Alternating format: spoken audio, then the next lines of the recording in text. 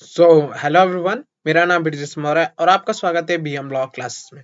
आज हम पढ़ेंगे लेसन 9 जो है SEBI share based employ benefit regulation 2014 an overview. ये एक छोटा सा ओवरव्यू दे रखा है जो है security exchange and capital market का हमारा चैप्टर है लेसन 9। इसमें बस हम ओवरव्यू के बारे में पढ़ेंगे।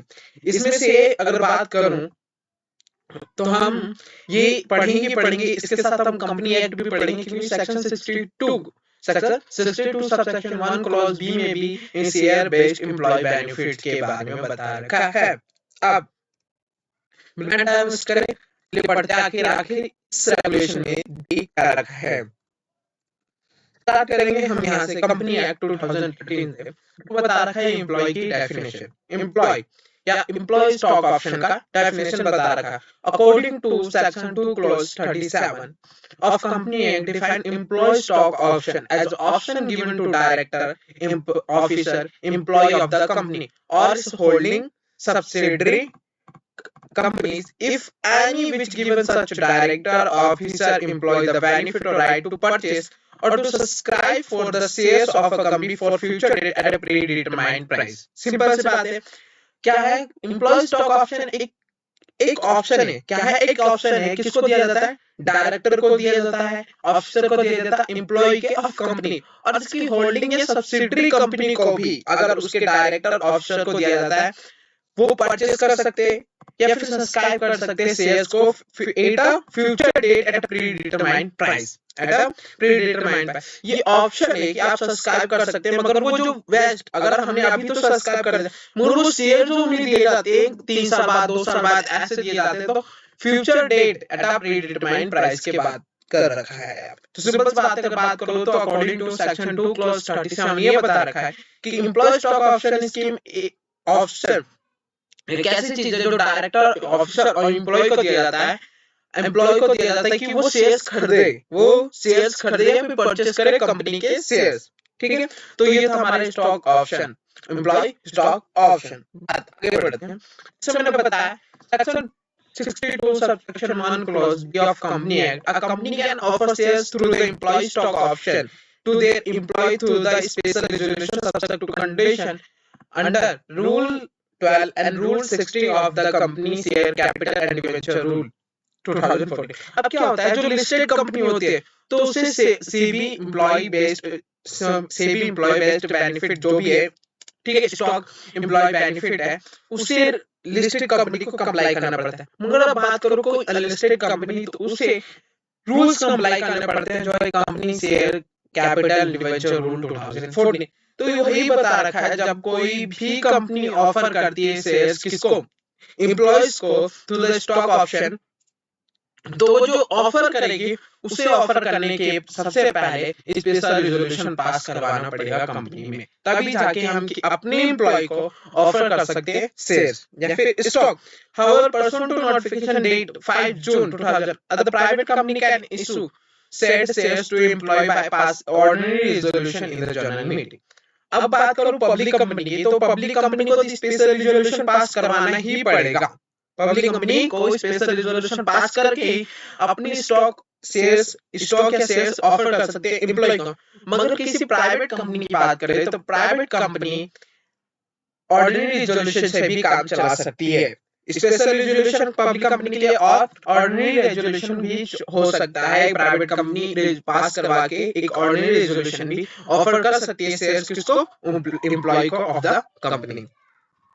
नाउ बात करूंगा आखिर एम्प्लॉय होते कौन हैं। According to section 62 subsection 1 clause B rule employ means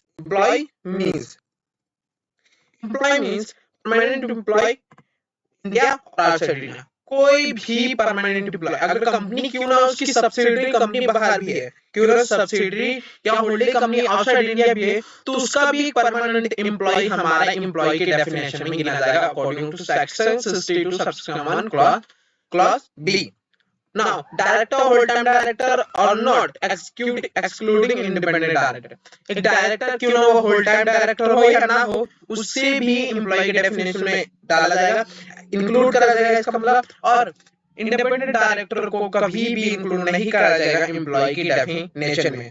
अब an employee is defined in clause A, इसकी बात कर रहे हैं क्लोज ए और clause B of the subsidiary in India और outside India of a holding company.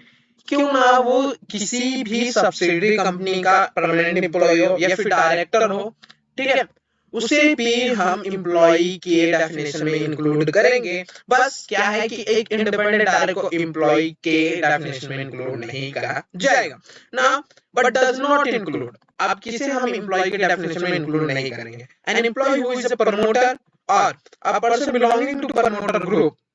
कोई भी कंपनी का प्रमोटर है उसे हम एम्प्लॉय के डेफिनेशन में इंक्लूड नहीं करेंगे, और कोई भी पर्सन जो बिलोंग मतलब मिलता प्रमोटर ग्रुप से बात करता हो, मिलता जुलता हो या फिर उससे जुड़ा हो, उसे हम डेफिनेशन एम्प्लॉय के डेफिनेशन में इंक्लूड नहीं करेंगे। Second thing, a director who either himself और थ्रू हिज रिलेटिव और through anybody corporate directly and indirectly hold more than 10% of outstanding equity share of the company। कोई भी डायरेक्टर या फिर उसके रिलेटिव की बात करूं तो according to section 2 clause 76 of company act, उसमें रिलेटिव इक्विटी डेफिनेशन दी रखी है। उसमें रिलेटिव की डेफिनेशन दे रखी है, उसी के रिलेटिव या ये उससे कोई रिलेटिव जो है वो या फिर किसी कॉर्पोरेट के द्वारा डायरेक्टली इनडायरेक्टली अगर 10% से भी ज्यादा होल्ड कर रखा आउटस्टैंडिंग इक्विटी शेयर्स, तो उसे भी एम्प्लॉय के डेफिनेशन में इंक्लूड नहीं करा जाएगा। नाउ अब एक यहाँ क्वेश्चन दे रखा है हमारे सेबी के जो इस बुक में ऐसे जो क्वेश्चन दे रखे हैं उन्हें हमें बहुत गौर से पढ़ना है, क्योंकि ज्यादातर क्या होता है कि पेपर अभी तक जो बनते आए हैं उसमें ऐसे क्वेश्चन जरूर इंक्लूड करे हैं, ऐसे क्वेश्चन जरूर इंक्लूड करेंगे। तो इसलिए हम ध्यान देंगे कि जो है उसे हम बिल्कुल सही से पढ़ें। तो ये क्वेश्चन बता रखा है, in term of provision of the SEBI share based employ benefit regulation 2014 and company act, independent director are not entitled to employ stock option plan. अब क्या बोला गया है, जैसा हमने बताया कि इंडिपेंडेंट डायरेक्टर एम्प्लॉय के डेफिनेशन में नहीं इंक्लूड करा जाता है, मगर however prior to commission of this provision independent director are eligible to receive employee stock option plan। मगर इससे पहले इंडिपेंडेंट डायरेक्टर को जब रेगुलेशन नहीं आया था 2014 में या फिर सेक्शन नहीं आने से पहले section 2 subsection 1 clause 2 clause B, उसमें ये नहीं था कि इंडिपेंडेंट डायरेक्टर एक स्टॉक ऑप्शन स्कीम सब्सक्राइब नहीं कर सकता और परचेज नहीं कर सकता। उससे पहले ये था कि इंडिपेंडेंट डायरेक्टर एलिजिबल था कि वो रिसीव कर सकता है employ stock option plan. In the light of these, if the independent director has been granted employee stock option plan before the commencement of said provision and such option remain be exercised, can be still exercise such a employ stock option. इसमें क्या बताया गया है कि अगर मान लिया जाए कि कंपनी एक्ट आने से पहले 2013 आने से पहले किसी इंडिपेंडेंट डायरेक्टर ने होल्ड कर रखे हो एम्प्लॉय स्टॉक ऑप्शन स्कीम, उसके पास हो तो क्या वो अभी भी रिमेन वैसे ही चलता रहेगा या फिर उसे हटा दिया जाएगा, क्योंकि आपके डेफिनेशन में उसे इंडिपेंडेंट डायरेक्टर के डेफिनेशन में इंक्लूड नहीं करा जाता। तो जो उसके पास शेयर्स है वो अभी भी वो एक्सरसाइज करने की उसके पास अथॉरिटी है या नहीं है, उसकी बात करते हैं। ना यहाँ लिख रखा है, yes the restriction on granted of employ stock plan to independent director apply on a fresh grant of the employ. अब जब से ये रेगुलेशन आया है, जब से ये प्रोविजन आया है, तब से अब माना जाएगा कि एम्प्लॉय इंडिपेंडेंट डायरेक्टर को हम employ stock option plan subscribe करने की अथॉरिटी नहीं देते। मगर उससे पहले जो थे उनके पास जो है अभी भी स्टॉक एम्प्लॉय स्टॉक है, वो अभी भी एक्सरसाइज करने की उनकी पावर है। मगर अब से यहाँ दिया जाता है कि किसी भी इंडिपेंडेंट डायरेक्टर को अप्लाई नहीं होगा, ग्रांट नहीं कराया जाएगा employ stock option plan after the commencement of the aforesaid provision. Any grant already made prior to commencement of this provision shall remain valid। और जो अगर कोई भी ग्रांट करा गया हो एम्प्लॉय स्टॉक ऑप्शन प्लान, ये कमिटमेंट होने से पहले रेगुलेशन या फिर रूल, सो वो रिमेन अभी भी वैलिड कहलाएगा। ऐसा नहीं है कि वो वैलिड वर्ड कहलाएगा, क्योंकि अब से होगा कि एक इंडिपेंडेंट डायरेक्टर को हम ट्रांसफर ग्रांट नहीं कर सकते employ stock option plan. That is, independent director can exercise such employee stock option plan subject to fulfillment of term and condition of employee stock option plan scheme framed by the company in the term of the relevant regulation. Simple. तो ये दे रखा है इसमें कि एक independent director exercise कर सकता है अगर वो पहले से भी उसके भी होल्ड कर सकता है, अगर कमिटमेंट होने से पहले ये प्रोविजन उसके पास एक्सरसाइज ग्रांट करा गया एम्प्लॉय स्टॉक ऑप्शन थे, मगर अब से जब से रूल आया तब से हम इंडिपेंडेंट डायरेक्टर को ग्रांट नहीं कर सकते एम्प्लॉय स्टॉक ऑप्शन प्लान ना. अब बात करते हैं share based employ benefit regulation 2014 इसमें क्या दे रखा है उसकी बात करेंगे. एप्लीकेबल कहां होता है, सिंपल सी बात है. एप्लीकेबल अगर कोई भी एम्प्लॉय स्टॉक ऑप्शन स्कीम दे रहा है, एम्प्लॉय स्टॉक परचेस स्कीम आ रहा है, स्टॉक एप्रिसिएशन राइट स्कीम आ रहा है, general employ benefit scheme, retirement benefit scheme, इन सब पर ये रेगुलेशन एप्लीकेबल होगा. सिंपल ना. नॉन एप्लीकेबल सिंपल सी बात है. Share issue company share issued to employee in compliance with the provision pertaining to preferential allotment as specified SEBI issue of capital and disclosure requirement. इन सब पर applicable नहीं होगा. The provision to preferential allotment as specified issue and issue of capital and disclosure requirements shall not applicable in case of company issuing new shares in the process of compliance of these regulations. अगर इस सब पे भी अगर कोई भी नया share issue करा जा रहा है एम्प्लॉय स्टॉक ऑप्शन को अकॉर्डिंग टू प्रेफरेंशियल अलॉटमेंट, उस पे भी एप्लीकेबल नहीं होता ये रेगुलेशन ना. अब जो डेफिनेशन दे रखे हैं, पहला appreciation means the difference between the market price of the share of a company on the date of the exercise of stock appreciation right or vesting of stock appreciation right in the case may be and the SAR price. अब क्या बोल रखा है कि appreciation मतलब होता है कि difference between जिस दिन हम वो exercise कर रहे हैं stock appreciation right या फिर waste करा जा रहा है या फिर उस stock appreciation की right जो market price मान ली जाए market price 40 रुपीस है, मार्केट प्राइस 40 रुपीस है, और जिस दिन वो एक्सरसाइज करी जा रही है फिर वेस्टिंग करी जा रही है उस दिन 50 रुपीस है, उस दिन 50 रुपीस है. तो जो इसके बीच का गैप है, इट मींस कितने का गैप है, 10 रुपीस का गैप है. तो 10 रुपीस का गैप जो है उसे हम एप्रिसिएशन कहते हैं, उसे हम एप्रिसिएशन कहते हैं. तो ये था एप्रिसिएशन का डेफिनेशन. दूसरा, एम्प्लॉय स्टॉक ऑप्शन स्कीम का मतलब क्या होता है, means scheme under which a company grant employ stock option directly या फिर थ्रू अ कोई भी कंपनी जब डायरेक्टली या फिर थ्रू अ किसको एम्प्लॉय को ग्रांट करती है स्टॉक ऑप्शन, उसे हम एम्प्लॉय स्टॉक ऑप्शन स्कीम कहते हैं ना. Employ stock purchase scheme means the scheme under which company offer, यहाँ पर दो चीजें, पहली ग्रांट मतलब दी जाती है, यहाँ पे दी जाती है, यहाँ पर ऑफर करी जाती है कि आप खरीद सकते हैं या नहीं खरीद सकते, उसकी बात है. Offer shares to employ as a part of the public issue और otherwise as a part of public issue through a trust where the trust may be undertake secondary acquisition for the purpose of the scheme. Simple सी बात है.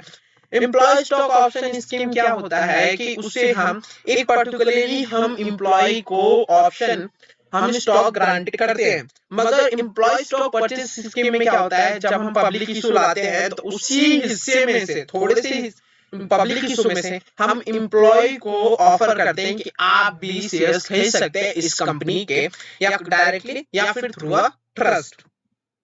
सो ये था हमारा employ stock option scheme. Now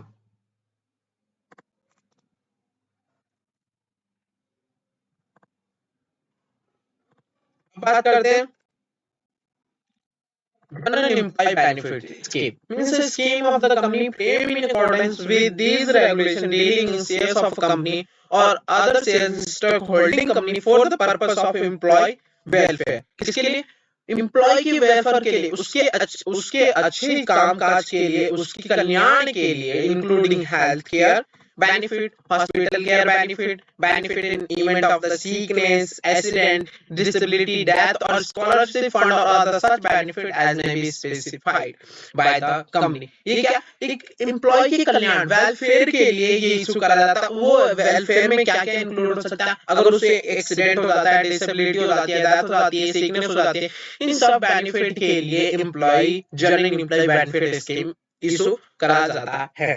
Now, relevant date means in case of the grant, the date of the meeting of the compensation committee on the way the grant is made. बस बात है जिस दिन मीटिंग हो रही है किसी compensation committee की उस दिन हम रिलेवेंट डेट माना जाएगा, या फिर in the case of excise the date on which the notice of excise is given to the company और ट्रस्ट बाय द एम्प्लॉय, या फिर उस दिन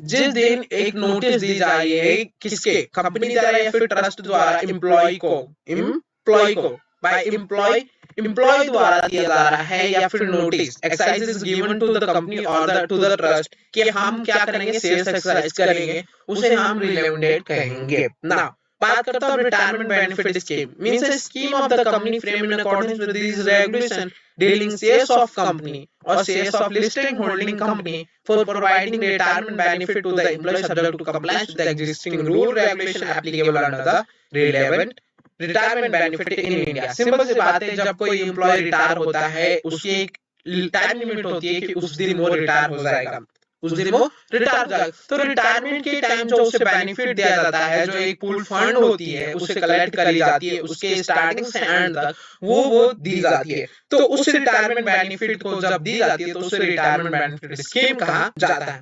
स्टॉक एप्रिसिएशन राइट और SAR, सिंपल सी बात है, हमने एप्रिसिएशन का मतलब पढ़ रखा था। अब स्टॉक एप्रिसिएशन राइट का मतलब क्या होता है, means right given to the SAR grantee. Stock appreciation right grantees होते हैं entitled him to receive appreciation for a specified number of share of a company where the settlement of such appreciation may be made by way of cash or payment or share of the company। Simple सी बात है, ये right उन लोगों को दी जाती है, employ को दी जाती है कि वो रिसीव कर सकते हैं एप्रिसिएशन। इसका मतलब जो मार्केट प्राइस कुछ और है और मार्केट प्राइस कुछ और है और जो रियल में प्राइस है उसकी बीच का जो गैप, मतलब अब मान लिया जाए कि मार्केट प्राइस हमारी उसकी थी 40 रुपए, मान लिया जाए उसकी मार्केट प्राइस तो थी 50 रुपए थी। हम क्या कर रहे हैं, जो ग्रांटी है, जो ग्रांटी स्टॉक एप्रिसिएशन ग्रांट, उन्हें हम 40 रुपए 40 रुपीज में वो शेयर्स खरीदने के लिए दी जा रही है, इसे कहते हैं स्टॉक एप्रिसिएशन राइट। अब ये जो स्टॉक एप्रिसिएशन है, जो एप्रिसिएशन है मे बी मेड बाय, वो कैश में पेमेंट कर सकता है या फिर शेयर ऑफ द कंपनी में पेमेंट करी जा सकती है। Now stock appreciation right scheme means scheme under which a company grant to SAR to employ, उसे हम एप्रिसिएशन राइट स्कीम कहते हैं। Second is last definition, vesting period means the period during which the vesting to option SR benefit granted under any of the scheme taken the place। जब भी उसे scheme को दिया जा रहा है, स्टॉक वेस्टिंग नहीं करी जा रही, हम उसे जब उसके पास चली नहीं जा रही उसे हम वेस्टिंग पीरियड कहते हैं। दो तरीके से हम शेयर्स एम्प्लॉय को दे सकते हैं या फिर ऑप्शन हम एम्प्लॉय को दे सकते हैं, उसकी बात करते हैं। अ कंपनी में इंप्लीमेंट कर सकता है स्कीम को आइदर डायरेक्टली और बाय सेटिंग अ इनरिवोकेबल ट्रस्ट। अब डायरेक्टली की बात करूं तो डायरेक्ट रूट क्या है, पहले कंपनी क्या करेगी, ऑप्शन देगी एम्प्लॉय को, अगर जिसे एम्प्लॉय को अगर खरीदना है शेयर तो वो एक्सरसाइज करेगी, ऑप्शन को बताएगी, फिर क्या करेगी, इशू कर देगी शेयर्स एम्प्लॉय को। सिंपल सी बात है, डायरेक्ट इसमें डायरेक्ट रूट में क्या है कि पहले एम्प्लॉय को ऑप्शन एम्प्लॉय को दिया जाएगा कि आप शेयर्स कर ले, अगर कोई खरीदना चाहता है तो वो पैसे किसको देगा, कंपनी को, और फिर एक्सरसाइज करेगा ऑप्शन, और पैसे मिलने के बाद कंपनी क्या करेगी, इशू कर देगी शेयर्स किसको, एम्प्लॉय को। इधर डायरेक्ट, मगर यही बात करूं इनडायरेक्ट रूट की, ट्रस्ट रूट डायरेक्ट भी कर सकते हैं और ट्रस्ट द्वारा भी करा जा सकता है। लिखा हुआ है कि हर एक स्कीम में employ purchase scheme, stock option scheme directly भी करा जा सकता है, थ्रू द ट्रस्ट भी करा जा सकता है। ट्रस्ट रूट की बात करते हैं, सबसे पहले क्या होगा, एक एम्प्लॉय वेलफेयर ट्रस्ट बनाई जाएगी, उसमें एक कंपनी और एम्प्लॉय। अब कंपनी क्या करेगी, grant a loan for the payment of subscription money.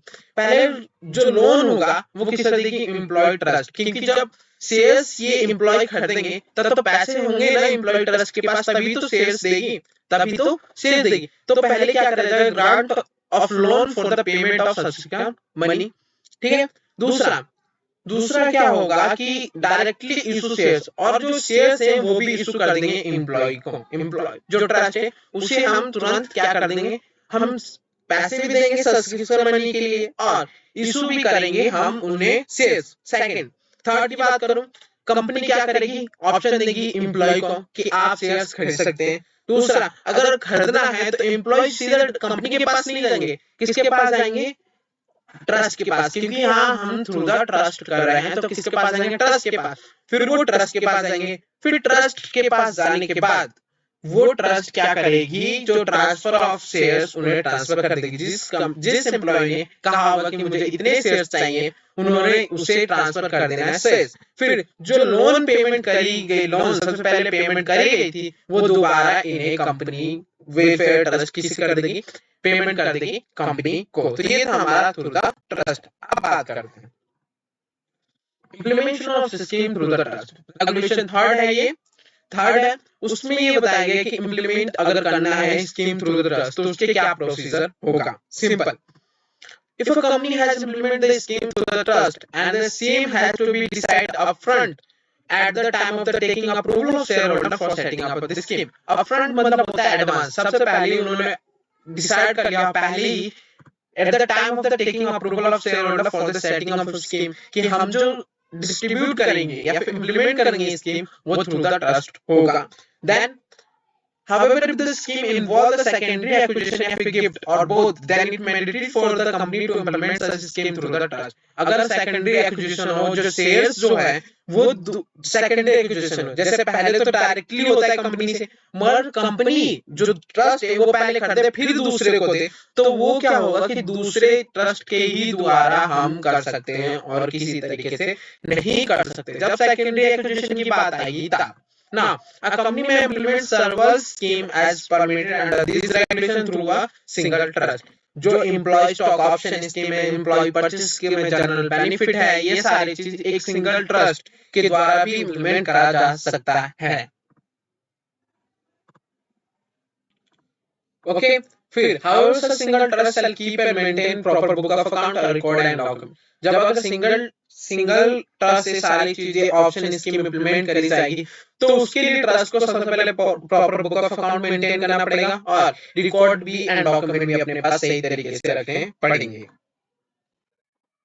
Now TB may specify the minimum provision to include in the trust deed under the which trust is formed and trust deed and any modification thereto shall be immediately filed with the stock exchange in India where the share of company are listed।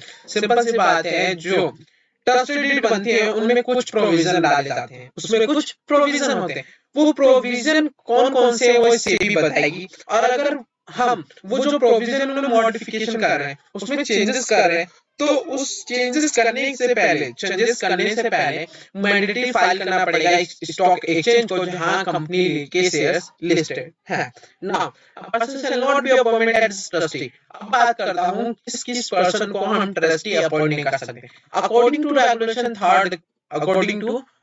Third sub regulation A, a person shall not be appointed as a trustee if he director हो, he manager person हो या फिर promoter of the company holding subsidiary or associated company any relative of such director की manager person या फिर promoter, इन लोगों को हम एज अ ट्रस्टी अपॉइंट नहीं कर सकते। Now beneficiary 10% or more of the paid shares capital, कोई भी शेयर होल्डर हो या फिर बेनिफिशियरी हो जिसने 10% ज्यादा पेड शेयर कैपिटल उसके पास होल्ड कर रखे हो उसे हम ट्रस्टी अपॉइंट नहीं कर सकते, एज अ ट्रस्टी अपॉइंट नहीं कर सकते। The trustee of the trust which govern under these regulations will not vote in respect of the shares held by such trust, so avoid any misuse arising out of such vote.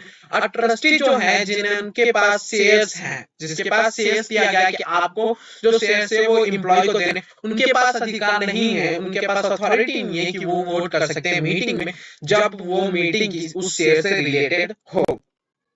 Now trustee should ensure that appropriate approval from the shareholder has been obtained by the company in order to enable the trust to implement the scheme and undertake secondary acquisition for the purpose of scheme। Simple सी बात है, secondary acquisition का भी मतलब भी बता दे रहे हैं। Secondary acquisition existing share of a company by a trust or platform or recognized stock exchange for the cash consideration। Simple सी बात है, secondary acquisition जैसे मैंने बताया था कि secondary acquisition क्या होता है, जो हमारे पास शेयर्स पहले से लाए गए। क्या होता है, जब आईपीओ आता है वो होता है पहली बार, जब आईपीओ आने के बाद जब हम उसे लिस्टेड कर देते हैं तो लिस्टेड करने के बाद वो हमारा सेकेंडरी एक्विजिशन कहलाने लगता है, क्योंकि हम डायरेक्ट अब कंपनी से नहीं कर सकते, हम स्टॉक एक्सचेंज से कर सकते हैं। तो वही यहाँ पर सेकेंडरी एक्विजिशन बता रखा है, secondary acquisition of existing shares of a company by the trust on platform of recognized stock exchange for the case consideration। हमें किससे करना है, recognized stock exchange से, recognized stock exchange से by the trust on the platform of by the trust for the consideration, case consideration, उसे हम secondary acquisition कहते हैं। Trust shall not deal in derivative and they shall undertake only deliver based transaction for the purpose of secondary acquisition as permitted by the three rule। अब जो trust है वो derivative में transaction नहीं कर सकता या फिर डील नहीं कर सकता, और shall undertake only delivery based transaction, मतलब जिस दिन उसने करा है, जिस दिन उसने शेयर खरीदा उसी दिन वो शेयर्स भी दे देगा। ऐसा नहीं होगा कि हम ज्यादा टाइम लेंगे, हमारा 2 दिन की सेटलमेंट होती है, उसी दिन के अंदर हम सेटलमेंट कर देंगे, उससे ज्यादा नहीं लेंगे, तो कहते हैं delivery based transaction. Now secondary acquisition in the financial matter shall not exceed 2% of the paid up equity capital as the end of the previous year। The total number of shares under secondary acquisition held by trust shall not exceed in no time exceed the below mentioned prescribed period। जो trust के पास shares होंगे, जो trust के पास shares होंगे on the platform of the recognised stock exchange, वो ज्यादा नहीं होने चाहिए। अब बता रहा हूं किससे, 5% से ज्यादा नहीं होने चाहिए अगर स्कीम में इन्वॉल्वमेंट हो part A, part B, part C में, और 2% से ज्यादा नहीं होना चाहिए अगर एन्यूमरेट हो पार्ट डी और चैप्टर 3, और किसी स्कीम के लिए एग्रीगेट जो है वो 5% से ज्यादा नहीं होना चाहिए। इसका मतलब जो ट्रस्ट के पास शेयर्स होल्ड करे होंगे इन द सेकेंडरी एक्विजिशन, वो 2%, 5%, 5%, 2% या फिर 5% एग्रीगेट, ज्यादा नहीं होना चाहिए इक्विटी शेयर्स के। नाउ एक्सप्लेनेशन दे रखे हैं नीचे, probably limits shall automatically include within their ambit the expanded capital of company where such expansion as had take place or account of corporate action include issue of bonus shares split or right। Simple सी बात है, ये भी आगे जा सकते हैं, जो ये हमारे दे रखे हैं ये आगे जा सकते हैं ऑटोमेटिकली, मगर कब, जब हम बोनस या फिर स्प्लिट और ये राइट इशू कर सकते हैं। मगर ये भी होना चाहिए कि वो एक दायरे तक ही होना चाहिए, एक दायरे तक ही होना चाहिए, उससे ज्यादा नहीं हो सकता। If company has multiple trust, एक से ज्यादा ट्रस्ट है उसके, एंड द स्कीम है, the aforesaid ceiling limit shall be applicable for the all such trust and scheme take together. अगर हमारे पास एक से ज्यादा ट्रस्ट है या फिर मल्टीपल स्कीम है, तब भी उसकी एग्रीगेट जो स्कीम है वो 5% से ज्यादा नहीं होनी चाहिए। 5% of the paid up equity capital ज्यादा नहीं होनी चाहिए। The above ceiling limit not applicable where the shares are allotted to trust by the new issue और गिवन फ्रॉम द प्रमोटर और प्रमोटर ग्रुप और अदर शेयरहोल्डर। जो ये limit दे रखे हैं 5 to 5 की, ये कहां एप्लीकेबल नहीं होगी, वहां एप्लीकेबल नहीं होगी जब हम कोई नया न्यू इशू करें या फिर गिफ्ट दिया जा रहा है फ्रॉम द प्रमोटर या फिर प्रमोटर ग्रुप से। सिंपल यहाँ एप्लीकेबल नहीं होंगे, इससे ज्यादा भी हम दे सकते हैं। नाउ 4 की बात करते हैं, in the event of the option shares और other shares appreciation right granted under any of the scheme exceed the number of shares। अगर कोई भी ऑप्शन या कोई भी शेयर्स, कोई भी स्टॉक एप्रिसिएशन राइट अगर ग्रांटेड करी जा रही है इन द स्कीम जो ये एक्सीड दे रखे इनसे ज्यादा, ये जो नंबर दे रखे परसेंट देंगे इनसे ज्यादा, द ट्रस्ट में acquire through the secondary acquisition, then the such shortfall of the shares shall be made by company through the new issue of shares to the trust in according with the provision of the new issue of shares. But इतना हमारे for explanation. अब बात करता हूँ according to regulation part, the unappropriated inventory of shares which are not backed by guarantee. अगर जितने भी inventory है अनअप्रोप्रिएटेड इन्वेंटरी है ऑफ द शेयर्स जो backed नहीं है granted से acquire करे गए through the secondary acquisition by the trust under part A, part B, C or these shall be appropriate within the reasonable period shall be which shall not include extend beyond the end of subsequent fine. जितने भी unappropriate inventory हैं, जितने भी unappropriate inventory of shares हैं जो backed नहीं है by granted, जो backed नहीं है by granted के द्वारा उन्हें जितनी जल्दी हो सके दूसरे फाइनेंशियल ईयर आने से पहले उन्हें हम अप्रोप्रिएट में चेंज कर देंगे. अब अनअप्रोप्रिएट ये आगे आपको बताएंगे क्या होता है. However, if the trust existing was on the date of notification these regulations shall not able to appropriate the unappropriate inventory within 1 year of such an, then they shall be sold on the recognized stock exchange where the shares of company are listed within a period of 5 years from the date of notification. Simple सी बात है, जो अगर वो जो इतने भी unappropriate inventory of the shares थे उन्हें अप्रोप्रिएट नहीं करवा पाता 1 साल के अंदर, जो भी स्टॉक एक्सचेंज से बाय करे गए थे शेयर्स उन्हें नहीं करवा पाता तो उन्हें दोबारा सोल्ड कर देना पड़ेगा. Shall be sold on the recognised stock exchange where the share of company are listed within 5 year from the date of notification. Simple सी.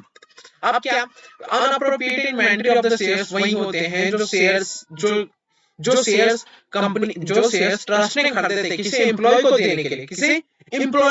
देने के लिए. अब वो जो एम्प्लॉय को देने के लिए खरीदे थे जो उनके पास अभी बच गए एम्प्लॉय नहीं खरीदे सिंपल बात है. कुछ शेयर्स ऐसा तो होगा नहीं कि सारे शेयर्स एम्प्लॉय खरीद ले, नहीं. सब पहले क्या करता है ट्रस्ट की सेकंड एक्विजिशन करता है शेयर्स किससे करेगा एक्विजिशन? Recognised stock exchange. तो रिकॉग्नाइज्ड स्टॉक एक्सचेंज से खरीदने के बाद वो किसे दिया जाएगा?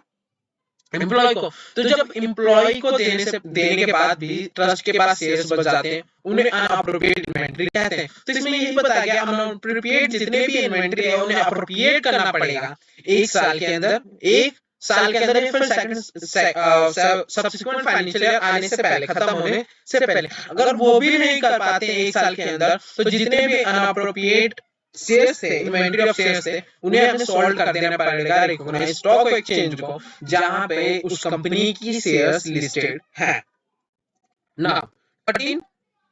Now, trust shall be required to hold the share acquired through the secondary acquisition for a minimum period of 6 months, except where they are required transfer in the circumstances enumerated in regulation, whether off market or the platform stock exchange. Simple बात.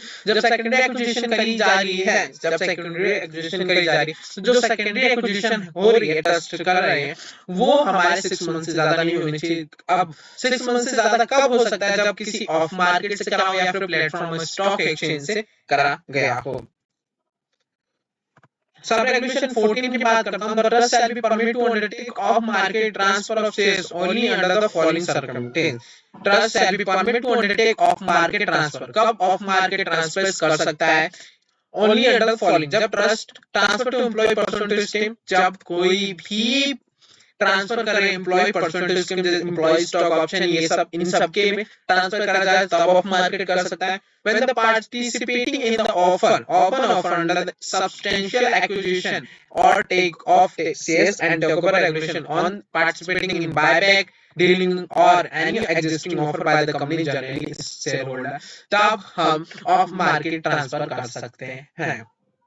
Now, sub regulation 15 की बात करते हैं. The trust shall not be become a mechanism for the trading shares and hence shall not sell shares in the secondary market except in the following. ऐसा नहीं हो सकता कि जो ट्रस्ट हमने स्टेबलाइज कराया या फिर बनाया गया वो ट्रेडिंग के पर्पस के लिए हो जाए. नहीं, वो ट्रेडिंग के पर्पस के लिए नहीं होना चाहिए. मगर ट्रेड कब कर सकते हैं? वो फॉलोइंग ये दे रखे हैं फॉलोइंग सर्कमस्टेंसेस के बीच में. Cashless exercise of the option under the employee stock option. Cashless मतलब केस के अकॉर्डिंग नहीं करा जा रहा, किसी और पर्पस के लिए दिया जा रहा है, तब हम तब हम ट्रेडिंग कर सकते हैं। ऑन द वेस्टिंग और एक्सरसाइज एज द केस में बी, ऐसे AR अंडर द एम्प्लॉय, जब स्टॉक एप्रिसिएशन राइट दी जा रही है तब हम ट्रेड कर सकते हैं।